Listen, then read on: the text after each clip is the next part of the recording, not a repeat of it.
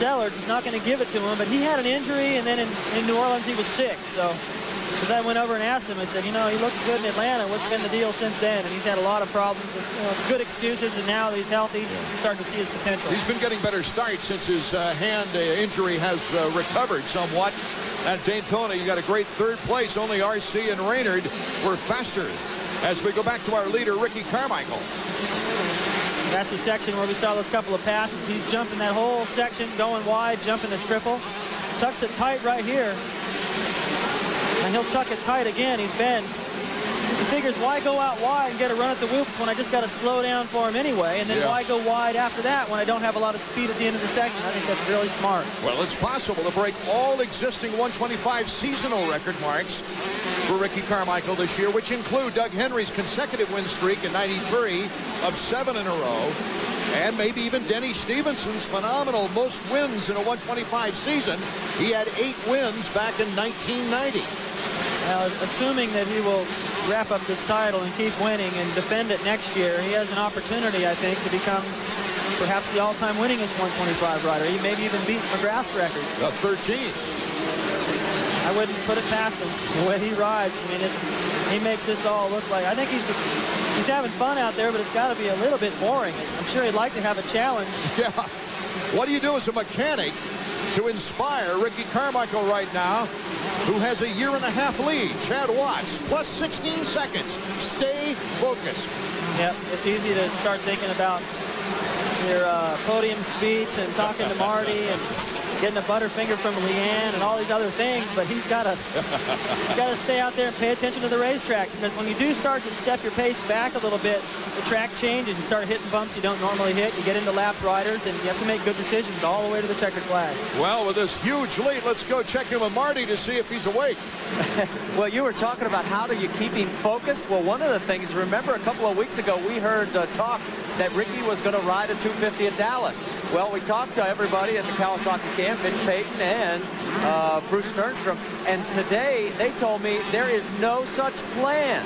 And I'm sort of wondering, are they trying to take some of that pressure off Carmichael? What do you think, David? It might not be a plan that they want to divulge. But the guy's been riding 250s in practice. Yeah, I think they're jerking our chain, Art. I think that I would like to hear the reason, if he's not riding a 250 there, what it is. I'm not saying they're wrong, but without having a good reason, I think it'd be a great opportunity for him to get in there and show what the future is going to look like. This kid is going to be around for a while. He's the only guy I see with the opportunity to go up and challenge some of the records that McGrath has set. Why not put those two guys together when ABC comes in to cover it? Ricky Carmichael, a 14-second lead. We'll be right back with the 125 main event in a moment. Welcome back to St. Louis. Ricky Carmichael is our leader here in the 125 main. Let's go down to trackside. Well, you know, guys, right before the break, we were talking about Ricky Carmichael. And David, you asked the question, what's their reasoning? Well, Bruce Sternstrom said that they hadn't had time to train, which was, I think, counter to what some of the things you had heard. I think Carmichael, he told me if he gets a day or two on a 250 to dial in the suspension that he would like to ride. And I think probably they're trying to keep it quiet and keep him focused. If there's word that he's riding a 250, well, that's going to be a buzz around the pits. And it'll be on the back of his mind a lot when he needs to be thinking about this title. He won the most races last year in this series, but he didn't win the championship. This year he needs to win that championship, focus on the task at hand, and worry about Dallas when it gets here. Sean Perolio is number 41, and he is currently in 5th spot with Keeney behind him. Corey Keeney, number 96, out of Oakdale, Michigan. No, that should be Minnesota. I know it. He was from Minnesota. A Minnesota man. He did very well in his battle at the Metrodome.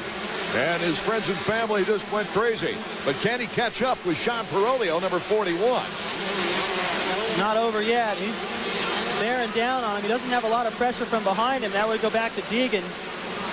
I think we could see a battle be shaping up, with Way starting to close up more and more as I glance up ahead a little bit on Skaggs. Skaggs making some mistakes. Way keeps jumping that triple and gaining time. Carmichael, Sellers, Skaggs, Way, and Perolio, the top 5 with Keeney number 6. It must be pretty frustrating for some of these guys to circulate in the track and see Carmichael going by the other way and to know that he's got like a half a lap on him. That happened to me when I was racing around in my early days, and you see the leaders going by and you just think, man, I'm doing my best. How the heck did they be that fast? We've got a white flag now for Ricky Carmichael. Skaggs has been passed. He had a second all the way till a corner to go in Atlanta, and Danny Smith caught him off guard, came up and passed him right at the end. Way close enough to pull something like that off. Carmichael just continues to have his fun out there. Whoa! Carmichael goes down, but he's got a half-a-mile lead. No trouble restarting. But it brought the fans, it woke them up, didn't it, David? Huh? Woke me up. I was just about ready to do a yawn there. I think that's what he was doing, was yawning, thinking, well, I only got a little ways to go. And that's the kind of stuff that can happen when you back it down. It was very obvious in his riding style that he just backed it down, dialed that knob back about 4 notches, and catch you off guard. That's loose soil right there, a little further to the inside of where he was going through there at speed. Okay. It will be his 6th victory in 6 races. Ricky Carmichael, the checkers. He ties the all-time 125 records for wins to start a season with 6. Second place going to Brock Sellers. And Sellers, his best finish after a 3rd at Daytona and 4th at Indy. And Nick Way's best finish as he finishes behind Robbie Skaggs. You see Skaggs is pretty happy with that, with the double fist pump, staying on the podium for the 2nd time this year. Well, it'll be interesting to hear Ricky Carmichael's comments, and plus the time has come now for the greatest Supercross stars in the world. The 250s are coming up next.